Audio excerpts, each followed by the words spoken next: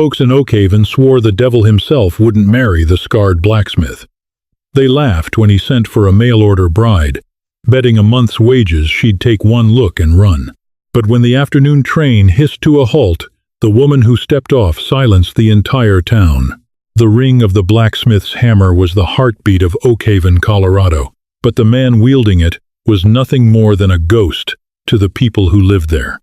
Gideon Mercer was a mountain of a man, standing 6'4", with shoulders broad enough to carry a draft horse. But it wasn't his size that kept the townsfolk at arm's length. It was his face. 5 years prior, in the bitter winter of 1873, a boiler at the Red Creek copper mine had ruptured. Gideon had thrown himself in front of the blast to shield 2 younger miners. He saved their lives, but the superheated steam and shrapnel took their toll. The entire left side of Gideon's face, neck, and torso was a tapestry of jagged, silvered burn scars. His left eye was clouded and permanently half-hooded, and a piece of iron had torn through his jawline, leaving a deep, puckered groove. To the cruel and the fearful, he was a monster. When he walked down the dusty main street to fetch supplies, mothers pulled their children onto porches. The town gossip, Clara Jenkins, openly referred to him as the gargoyle of Oakhaven, whispering that a man so disfigured on the outside must be cursed by the Almighty on the inside. Gideon heard the whispers.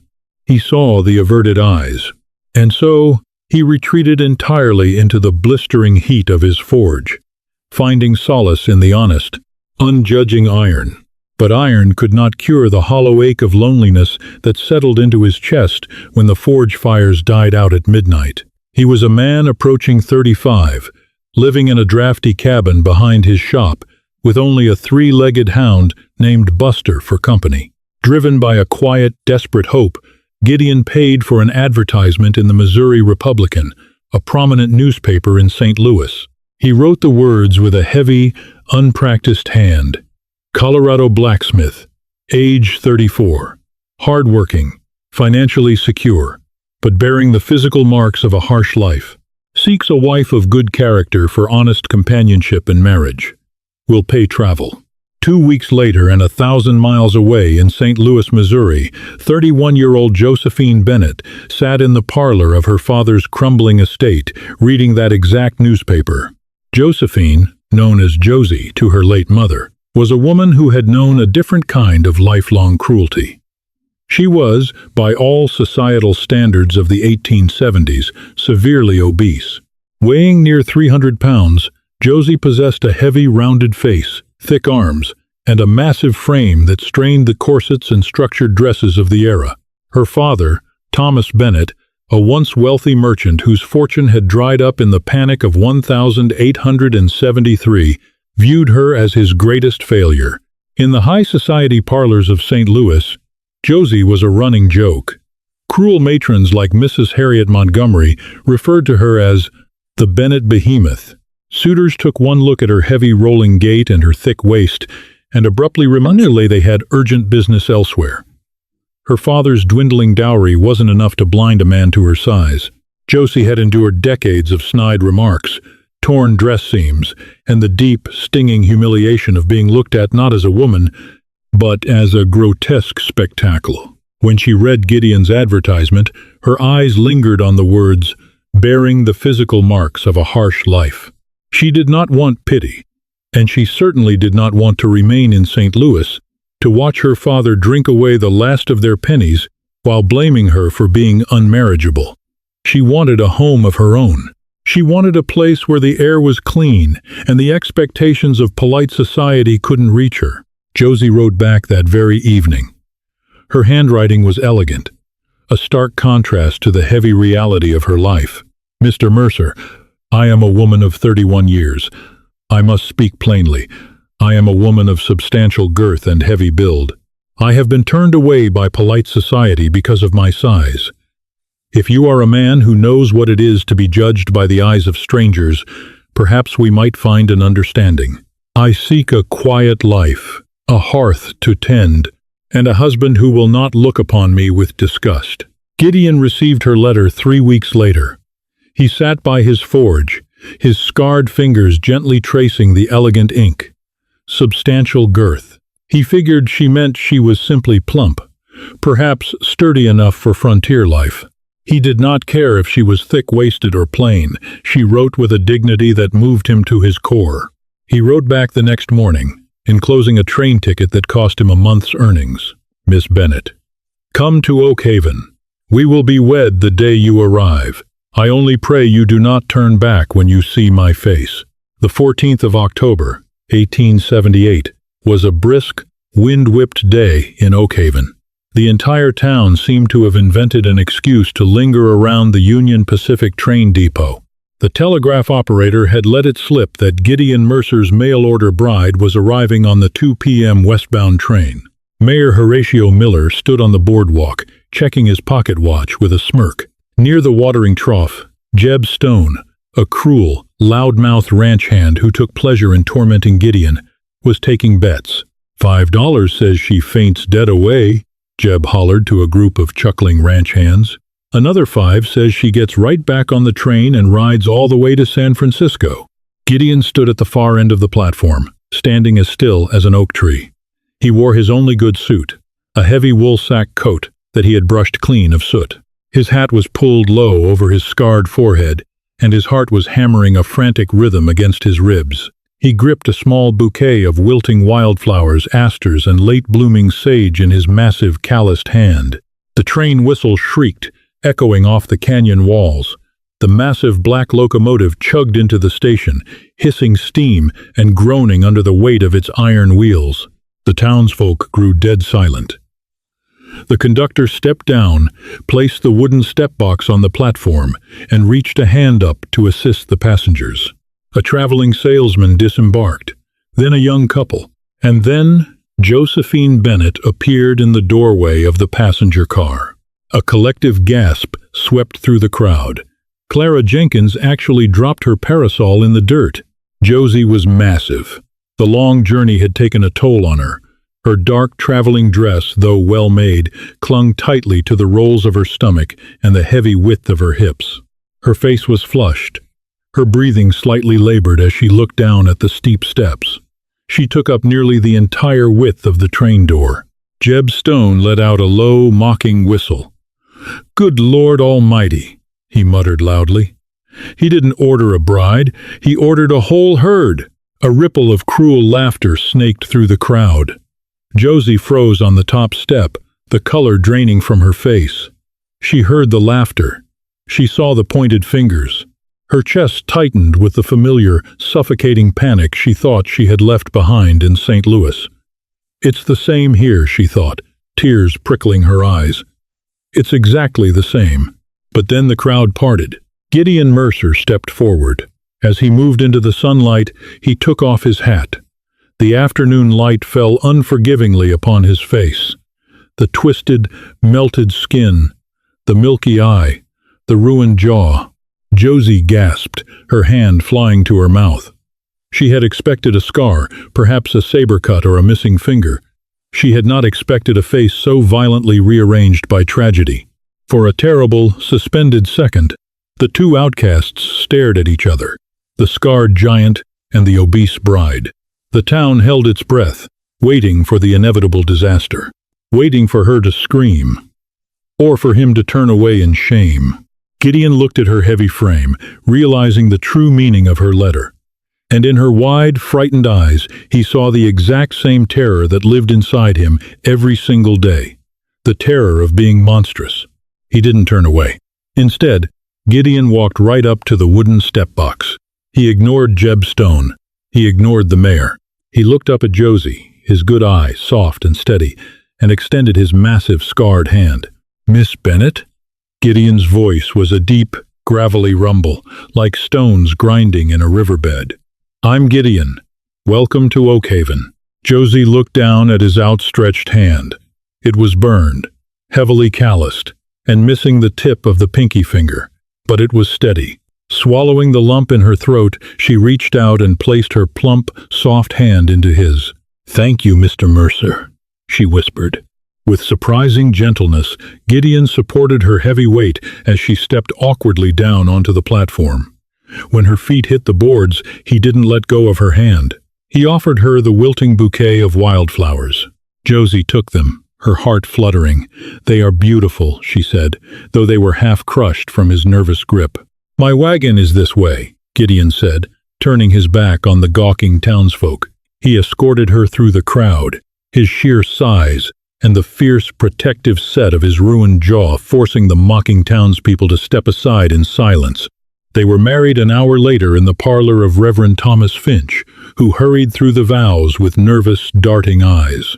By sunset, they were sitting in the small, stiflingly quiet cabin behind the blacksmith forge. The silence between them was thick and heavy. Josie sat on the edge of the wooden bed, the mattress groaning ominously under her weight. She flushed bright red, mortified by the sound, and kept her eyes glued to her hands resting on her massive lap. Gideon stood by the wood stove, poking at the embers with a long iron rod. He felt like a fool.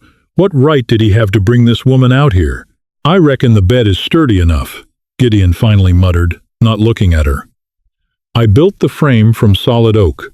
"I am sorry, Mr. Mercer," Josie blurted out, a tear finally spilling over her lashes and cutting a path down her flushed, heavy cheek.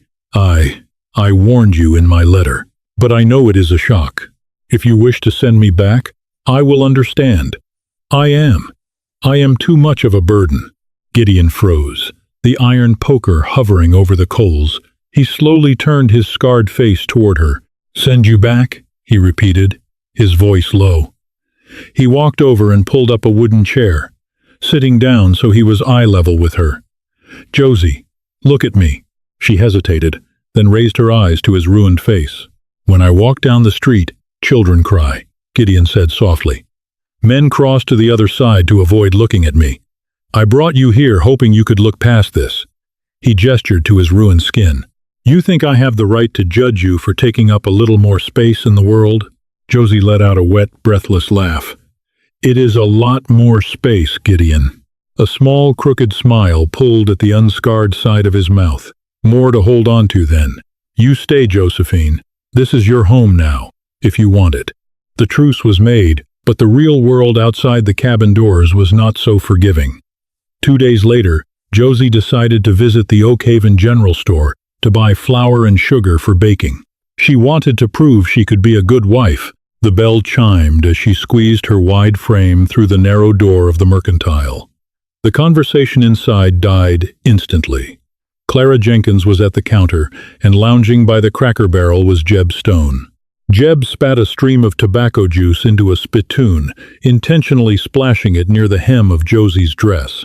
"Well, well," Jeb sneered, looking her up and down with malicious glee. "Looks like Mercer's prize heifer got loose from the barn. Tell me, Mrs. Mercer, how much grain do you eat a day to keep that figure?" Josie froze.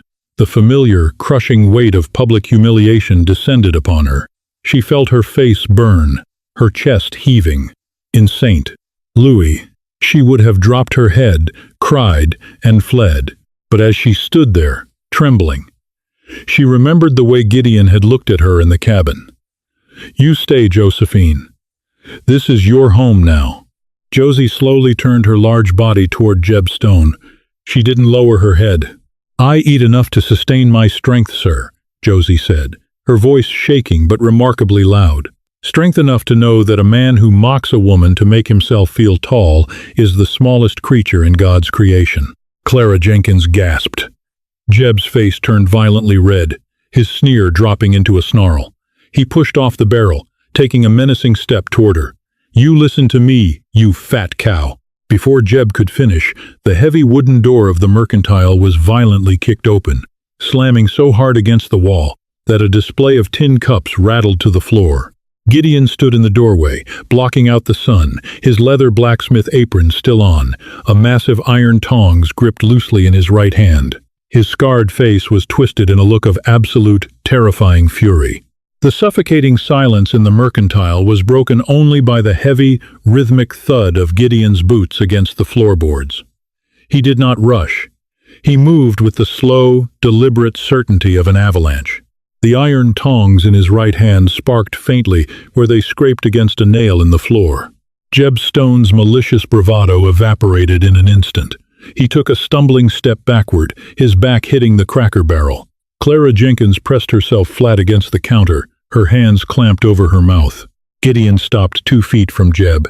He towered over the ranch hand, his scarred face a mask of cold, lethal intent. He didn't yell. When he spoke, his voice was a terrifyingly calm rumble that seemed to vibrate the very dust motes in the air. "You will apologize to my wife," Gideon said softly. Jeb swallowed hard, his eyes darting toward the door, but Gideon's massive frame blocked any hope of escape. "Now, Mercer, I was just making a little joke."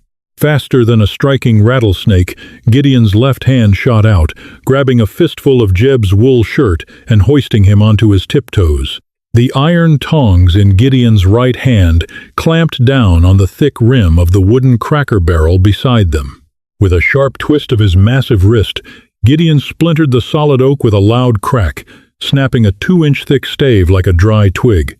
"Her name is Mrs. Mercer," Gideon whispered, his ruined eye fixed unblinking on Jeb. "And you will apologize." "I'm sorry," Jeb gasped, his face turning an ashen gray. "I'm sorry, Mrs. Mercer. I meant no disrespect." Gideon released him, letting the ranch hand crumple to the floor. Without another word, Gideon turned to Josie. The fury drained from his face, replaced instantly by a quiet, protective gentleness. He offered her his arm. "Did you get your flour, Josie?" he asked, as if they were discussing the weather. Josie, her heart hammering a frantic rhythm against her ribs, lifted her chin. She placed her trembling hand on his sturdy arm. "I believe I will buy my supplies in Denver from now on, Gideon. The air in here has gone foul." Together, they walked out into the crisp Colorado sunlight, leaving the stunned patrons of the Mercantile in dead silence. That night in the cabin marked a shift in their marriage. The awkward tension that had hovered between them melted away. Josie realized that Gideon's scarred exterior hid a fiercely loyal and protective heart. Gideon, in turn, marveled at the quiet bravery of a woman who, despite a lifetime of mockery, refused to bow her head. Over the next 2 months, the cold mountain winter descended upon Oakhaven. But inside the blacksmith's cabin, a deep warmth blossomed. Josie took over the domestic duties with a quiet determination. She spent hours cooking hearty, rich meals, venison stews, thick buttermilk biscuits, and honey-glazed hams. Gideon, who had subsisted on hardtack and scorched beans for years, began to fill out, the hollows of his cheeks vanishing under her care. More importantly, Josie brought order to his chaotic life. She discovered Gideon's ledger and, drawing on the arithmetic her father had taught her before his ruin, realized the town had been severely underpaying him for his ironwork. "Gideon," she said one evening, tapping the ledger with a plump finger, "Mayor Miller owes you $30 for the carriage repair. You only charged him 10. Gideon looked up from whittling a piece of pine. "I ain't much for arguing numbers, Josie. Folks pay what they can. They pay what they owe," she corrected gently but firmly. "You break your back over that forge. You will not be cheated. I shall handle the billing from now on." And she did. When the townsfolk came to collect their repaired plows and horseshoes, they were met by Josephine Mercer. She sat on a reinforced stool Gideon had built, specially for her, her ledger open, her voice polite but unyielding. Slowly, the town's mockery shifted into a begrudging respect. They realized the Bennett behemoth possessed a sharper mind than half the town council. But not everyone was willing to let the Mercers live in peace. The threat came in late November, wrapped in a legal notice from the office of Judge Moses Hallett down in Denver, a real and formidable legal authority in the territory. The notice was delivered by Josiah Dalton, a ruthless cattle baron who owned the sprawling land bordering Oakhaven. Dalton rode up to the forge with Jeb Stone at his side. The cattle baron looked down his nose at Gideon from atop a purebred roan. "I'm expanding my grazing pastures, Mercer," Dalton declared, tossing the legal document into the dirt. "Your property sits right on the only unfrozen tributary of Red Creek. I'm buying this land. The offer is $200. You and your oversized bride. Have until the end of the week to pack up. Gideon didn't even look at the paper. He picked up his hammer. The land isn't for sale, Dalton. My forge stays. Dalton's eyes narrowed into dangerous slits. You're a scarred freak, Mercer. You don't have the standing to fight me. If I don't own this land by Sunday, I'll take it by force. Men have disappeared in these mountains for less. Then you better bring an army, Gideon rumbled, turning back to his anvil. Friday night brought a blizzard that buried Oakhaven in a foot of snow. The howling wind masked the sound of approaching horses.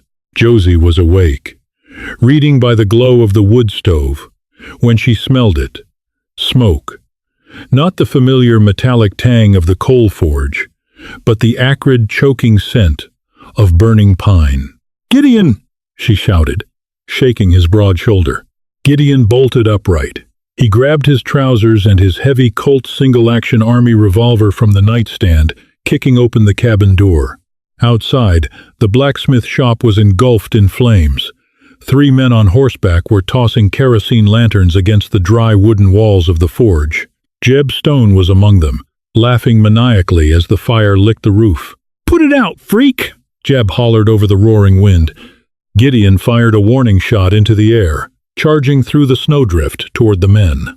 But the cold had numbed his fingers, and as he reached the edge of the property, a 4th man, hidden behind the woodpile, swung a heavy wooden pickaxe handle, striking Gideon squarely in the back of the knees. Gideon went down with a grunt of pain, his revolver skittering into the snow. Instantly, Jeb and 2 other thugs dismounted, descending on the fallen blacksmith. They kicked and battered him, their boots striking his ribs and his scarred face. Gideon fought like a cornered bear, throwing one man into a snowbank.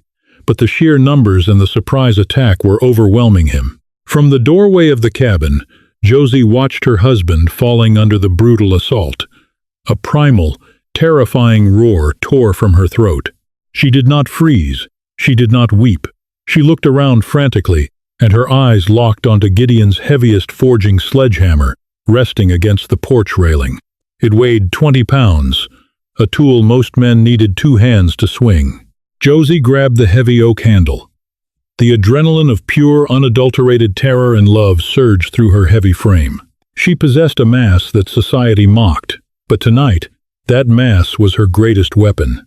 She charged off the porch, plowing through the knee-deep snow. Her 300-pound frame built up a terrifying, unstoppable momentum. "Get away from my husband!" Josie screamed. Jeb Stone turned just in time to see a massive shadow bearing down on him. He barely had time to raise his arms before Josie hit him. She didn't swing the hammer. She drove her shoulder directly into his chest with the force of a runaway freight train. The impact lifted Jeb off his feet. He flew backward, crashing violently into the side of the water trough, the breath exploding from his lungs in a sickening wheeze. He collapsed in the snow, unconscious before he stopped sliding. The other 2 thugs froze in absolute shock. They had never seen a woman move with such terrifying, earth-shaking force. Taking advantage of their hesitation, Josie gripped the heavy sledgehammer with both hands. She planted her feet and swung the massive iron head in a wide, whistling arc, smashing it directly into the shin of the man standing over Gideon. The bone snapped with a loud crack that echoed over the roaring fire, and the man went down shrieking. The last remaining thug took one look at the furious, heavy-set woman wielding a sledgehammer like the vengeance of God, dropped his kerosene tin, and ran blindly into the blizzard. Panting heavily, the sledgehammer slipping from her trembling fingers, Josie dropped to her knees in the snow beside Gideon. Her nightgown was soaked, her face streaked with soot. "Gideon," she sobbed, pulling his bruised and bleeding head into her soft, expansive lap. "Gideon, please." He coughed, opening his one good eye. He looked up at her, wiping a smear of blood from his lip, and managed a weak, awestruck smile. "My God, Josephine, you hit him harder than a Missouri mule." By the time Sheriff Tobias Reed and half the town arrived with water buckets to douse the flames, the fight was over. The forge was badly damaged, but it still stood. Jeb Stone and his accomplice were hauled off to the town jail, their confessions securing a warrant for Josiah Dalton's arrest by morning. The townsfolk, clutching their lanterns, stared at Josie. She sat in the snow, her heavy body shielding Gideon from the bitter wind, entirely unashamed of her size, her messy hair, or the blood on her hands. Nobody laughed. Nobody whispered. Mayor Miller took off his hat, and one by one, the rest of the town followed suit. They realized that night that courage didn't come in a tailored corset, and a monster wasn't defined by the scars on his face. By the following spring, Oak Haven was a changed place. The forge had been rebuilt, larger and sturdier than before, paid for by the town as an apology to the man they had shunned. The cruel whispers had vanished, replaced by warm greetings when the Mercers walked down the street. Josie sat on the porch of their expanded cabin, the afternoon sun warming her face.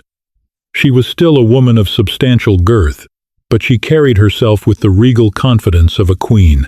Gideon stood beside her, his massive, scarred hand resting gently on her wide shoulder. They had both been discarded by the world, one for taking up too much space, the other for wearing the physical toll of a harsh life. But together, they had built a fortress that no cruelty could breach. Gideon leaned down, kissing the top of her head. Josie smiled, reaching up to cover his scarred hand with her own. They were the blacksmith and his bride, a testament to the fact that true beauty is forged in the fires of loyalty, and the strongest love is built upon the very things the world tells us to hide. If this Wild West tale of love, resilience, and defying the odds kept you on the edge of your seat, give this video a thumbs up. Share Gideon and Josie's incredible story with your friends to remind them that true beauty and strength come from within. Don't forget to hit that subscribe button and ring the notification bell so you never miss another dramatic, heart-pounding historical romance story.